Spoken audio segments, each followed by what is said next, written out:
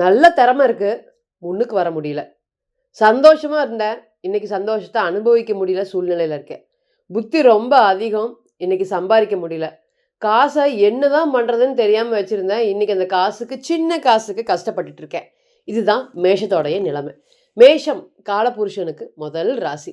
இன்னைக்கு காசு தங்காம கஷ்டப்பட்டுட்டு இருக்க ராசியும் அதேதான். எல்லார்கிட்டயும் இன்னைக்கு உங்களைய புரிய வைக்கவே முடியாத ஒரு சூழ்நிலைகள். சொந்த வீட்லயே கிட்டத்தட்ட எதிரி போல வசிக்கக்கூடிய நிலைமை. ஒரு பிரச்சனை போனா இன்னொரு பிரச்சனை யாருக்கு வருது அப்படின்னு கேட்டிங்கன்னா மேஷத்துக்கு. நான் ஸ்ட்ரெயிட் ஃபார்வர்டா இருக்கிறதுனாலயே வாழ்க்கையில இவ்வளோ பிரச்சனைகளை நான் சந்திக்க வேண்டுமா மேடம் அப்படின்னு கேட்காத ஆட்களே இல்லை. மேஷத்தை பொறுத்த வரையுமே திடீர் முடிவு, அவசர முடிவெல்லாம் எடுத்துட்டு ஏதாவது ஒரு வழியில பேசிருவாங்க.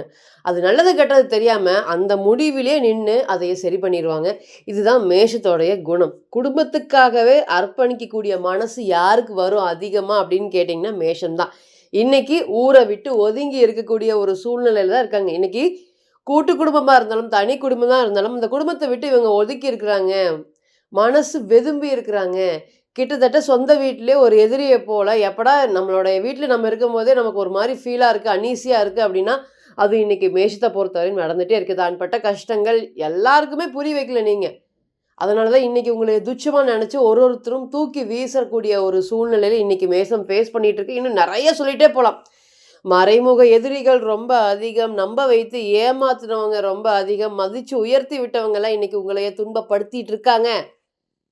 எது வேணாலும் நீங்கள் அக்செப்ட் பண்ணிக்குவீங்க. உங்களுடைய கௌரவத்திற்கு ஒரு பங்கம் வந்துச்சுன்னா அது யாராக இருந்தாலும் மேஷத்தை பொறுத்தவரையும் தூக்கி போட்டுட்டு போயிட்டே இருப்பாங்க. அதுக்கு எனக்கு ரொம்ப முக்கியத்துவம். நான் சொல்கிறத நீ கேளு, நான் இப்படி தான், நீ மாறுற மாதிரி இருந்தால் மாறி, இல்லைன்னா நான் போயிட்டே இருப்பேன் அப்படின்னு சண்டையெல்லாம் போடவே போடாதுங்க. அப்படியே அந்த ரிலேஷன்ஷிப் அப்படியே கட் பண்ணி விட்டுட்டு போயிட்டே இருப்பாங்க. அது யாராக இருந்தாலும் மேஷத்தை பொறுத்தவரையும் இந்த ஒரு குணம் அப்படிங்கிறது இல்லாமவே போகவே போகாது. இன்னைக்கெல்லாம் நம்ம சொன்ன ராசிக்கு 12ஆம் இடத்துல சனீஸ்வரன் பகவான் வந்தனால இதெல்லாம் இன்னைக்கு பெரிய அளவுக்கு இந்த ராசியை பொறுத்தவரையும் பாதிப்புகள் அப்படிங்கிறது கடுமையா இருக்குதுங்க.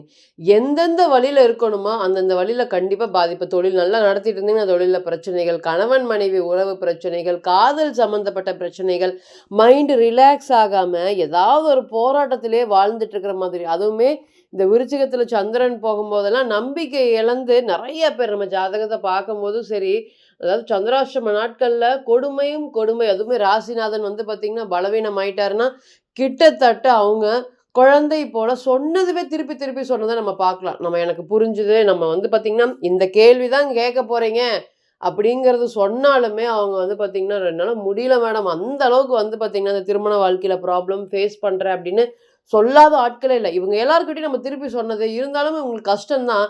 இருந்தாலும் நீங்க இது வெளிய வரமாட்டீங்களே, இந்த திருமண வாழ்க்கையிலேருந்து நீங்க வெளிய வரமாட்டீங்களா? ஆமா மேடம், நிதர்சனமான உண்மை. புலம்பிக்கிட்டே நான் 10 வருஷத்த ஓட்டிட்டு இருக்கேன் காலத்த. புலம்பிக்கிட்டே நான் 15 வருஷம் காலம் ஓட்டிட்டு இருக்கேன் அப்படின்னு சொன்னவர்கள் மட்டுமே தான் அதிகம். ஏன்னா, அந்த அளவுக்கு இந்த ராசியை பொறுத்தவரை இன்னைக்கு பாதிப்பு அடைஞ்சிருக்கு. ஜாதகத்தை பார்க்கும்போது சொல்லியிருந்தோம். ஒரு ஜாதகருக்கு 2024 ஜாதகம் பார்த்துருந்தோம். அப்போ பார்த்தீங்கன்னா, நண்பர்களால அல்லது நண்பர்கள் சார்ந்து பெரிய அளவுக்கு பாதிப்புகள் உங்களுக்கு ஃபினான்ஷியலில் வரப்போகுது, தொழிலுக்கு போகாதீங்க தயவு செய்து அப்படின்னு சொல்லியிருந்தோம். ஆனால் அவருக்கு நடக்கக்கூடிய தசா புத்தி ரொம்ப ஒஸ்ட்டாக இருந்தது. அப்போவும் பார்த்திங்கன்னா கிட்டத்தட்ட அவருக்கு ஒரு 2-3 காலங்கள் நல்லா இருந்து அதுக்கப்புறம் 2-3 மாதங்கள் நல்லா இருந்து அதுக்கப்புறம் அவருக்கு ஒஸ்ட்டான காலமாக இருந்தது. நம்ம சொன்னோம் இப்போ பணம் வர மாதிரி வரும், அதுக்கப்புறம் உங்களுக்கு பார்த்திங்கன்னா கீழே தள்ளி விடும், ஸோ கவனமாக இருக்கணும். இந்த 2-3 மாதங்களில் அவர் பணம் நிறைய சம்பாரிச்சார். அப்போ கிட்டத்தட்ட பார்த்தீங்கன்னா இல்லை நான் பார்த்துக்கிறேன் மேடம், நான் சரி பண்ணிக்கிறேன் அப்படின்னு சொல்லிட்டு நம்ம கிட்டேருந்து போனார். இன்னைக்கு அதே நபர் கூப்பிட்டு எல்லாருமே எதிரி போல் மாறிட்டாங்க. இந்த பிஸ்னஸ் அப்படிங்கிறது இன்னைக்கு ஸ்டாப் பண்ணிட்டேன், பல லட்சம் நஷ்டம் நான் ஃபேஸ் பண்ணிட்டேன். இப்போ என்ன மேடம் பண்ணுறது நீங்கள் சொன்னீங்க. கிட்டத்தட்ட அது 1 இயர் தசா மட்டும்தான். இந்த புத்தி ரிமைனிங் 1 இயர் தான் இருந்தது. அந்த 1 இயரில் இத்தனை நாளாக நீங்கள் சம்பாரிச்சதை காணாமல் தூக்கிட்டு போயிடும், கவனமாக இருங்க.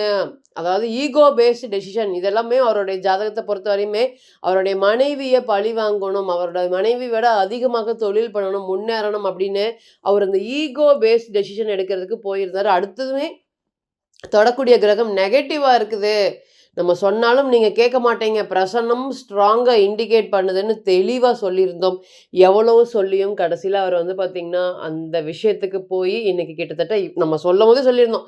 இவ்வளோ லட்சம் லாஸ் ஆக போகுது அப்படிங்கிறத சொல்லியிருந்தோம். இன்னைக்கு அத விட கிட்டத்தட்ட ஒரு 2, 3% அதிகமாக லாஸ் ஆயி, இன்னைக்கு என்னங்க மேடம் அடுத்தது அப்படின்னு மனசார அழுது கேட்கறதுக்கு வந்திருந்தாரு.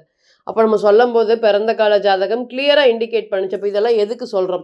ஒரு விஷயம் எந்த அளவுக்கு பாசிட்டிவ், காதல் எந்த அளவுக்கு, கல்யாணம் எந்த அளவுக்கு, திருமண வாழ்க்கை எந்த அளவுக்கு, தொழில் எந்த அளவுக்கு, எந்த காலம் வரையும் அது நல்லாருக்கும்.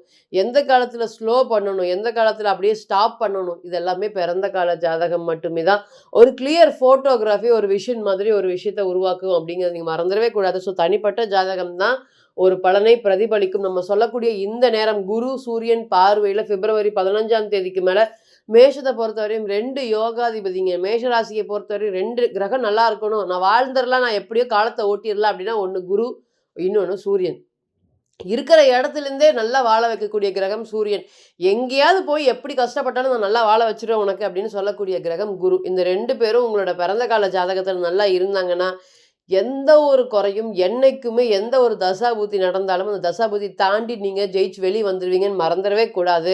இந்த 2 கிரகம் பாதிப்படையும் பட்சத்துல மட்டும் தான் நம்ம வாழ்க்கையில பெரிய அளவுக்கு ஸ்ட்ரகிள்ஸ் ஆகும். இன்னைக்கு அந்த 2 கிரகத்தோடைய பார்வையில இப்படி இருக்கும்போது குரு, சூரியன்கிற சிவராஜ யோகம் 9ஆம் பார்வையில பார்க்கறதுனால என்ன மாதிரியான பலன்கள கிடைக்க போகுது?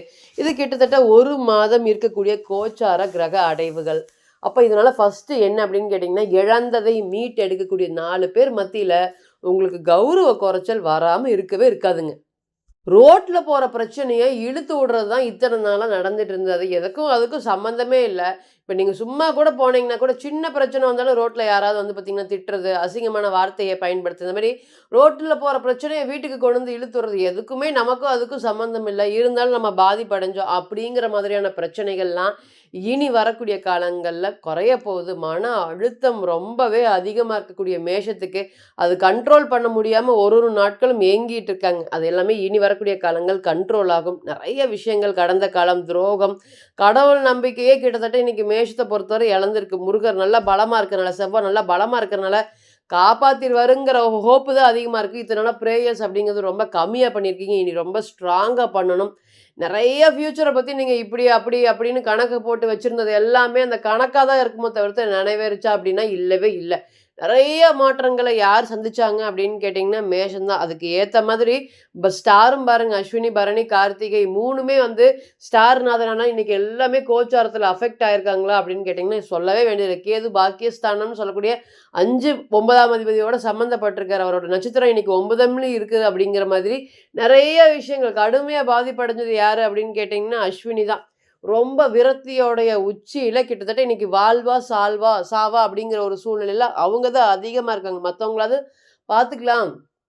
அப்படிங்கிற மாதிரி ஒரு சூழ்நிலையில இருந்தாலும், திருமண வாழ்க்கையில கஷ்டம். நீ இத்தன நாளா சம்பாரிச்சு போட்டுருக்க. இன்னைக்கு நீ யாருன்னு கேட்கக்கூடிய ஒரு சூழ்நிலைகள் எல்லாத்தையும் கடந்து ஃபேஸ் பண்ணி வந்தும், இன்னைக்கு சில பிரச்சனைகள்னால அப்படியே டம்ப் ஆகுது. என்னோட குடும்பத்தில பல பேருடைய தலையீடு இருக்குதுங்க மேடம். இதெல்லாம் எப்படி சரி பண்றது? அப்படின்னு கேட்காத ஆளுகளே இல்ல. அந்த அளவுக்கு இன்னைக்கு மேஷத்த பொறுத்தவரையும் நெறைய திருமண வாழ்க்கையில இன்டர்ஃபியர் அந்த பிரச்சனைலாம் படிப்படியாக குறையும். மனசுல பட்டத வெளிப்படையா பேசுறதுனாலே எங்களே பல பேருக்கு பிடிக்கல மேடம்.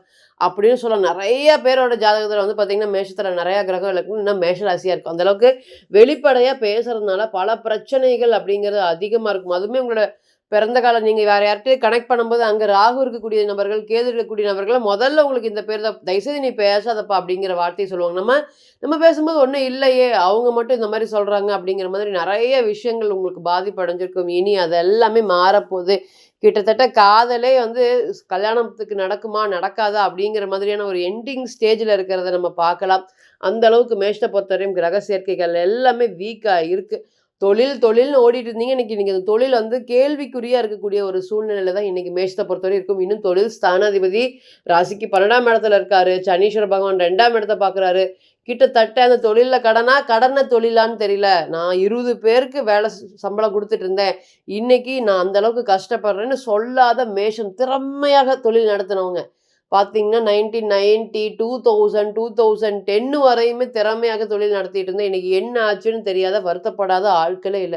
அந்த தொழில் ஸ்தானம் மறுபடியுமே நல்லா இயங்கக்கூடிய காலமாக இது நிச்சயமா இந்த வரக்கூடிய கோச்சாரம் அப்படிங்கிறது மேஷத்தை பொறுத்தவரைக்கும் ரொம்ப அதிகமா இருக்கு. சிறிய வாக்குவாதம் பெரிய பிரச்சனையாகும். கவனமாக பேசணும். ஏமாற்றம், வலி இத மட்டுமே சந்திச்சுட்டு வந்திருந்த மேஷத்துக்கு இனி பெரிய அளவுக்கு ஒரு வளர்ச்சிகள், நெறைய பாதைகள், நெறைய மாற்றங்கள் வர்றதுக்கு காத்துட்டு இருக்கு அப்படிங்கிறதுல எந்த ஒரு மாற்று கருத்துமே இல்ல. நம்ம முன்ன சொன்ன மாதிரி எந்த ஒரு விஷயமுமே இப்ப சொல்லக்கூடிய அனைத்துமே கோச்சார பலன்கள் தான். இது 20 to 30% மட்டுமே பொருந்தும். தனிப்பட்ட ஜாதகம் மட்டுமே தான் 100% பலன்கள் பொருந்தி வரும் அப்படிங்கிறத மறந்துடக்கூடாது. தனிப்பட்ட ஜாதகத்தை நீங்க ஆலோசனை பண்ண விருப்பப்பட்டீங்கன்னா, கீழ இருக்கக்கூடிய இந்த நம்பருக்கு கான்டாக்ட் பண்ணுங்க. நான் வணங்கக்கூடிய நரசிம்மர் உங்க எல்லோருக்குமே நல்ல வளமான வாழ்க்கையை ஏற்படுத்தி தர நான் நிச்சயமா பிரார்த்தனை பண்ணிக்கிறேன். மீண்டும் ஒரு பதிவில் உங்களெல்லாம் சந்திக்கும் வரை உங்களிடமிருந்து விடைபெறுவது உங்கள் அஸ்ட்ரோ புவனேஸ்வரி. நன்றி, வணக்கம்.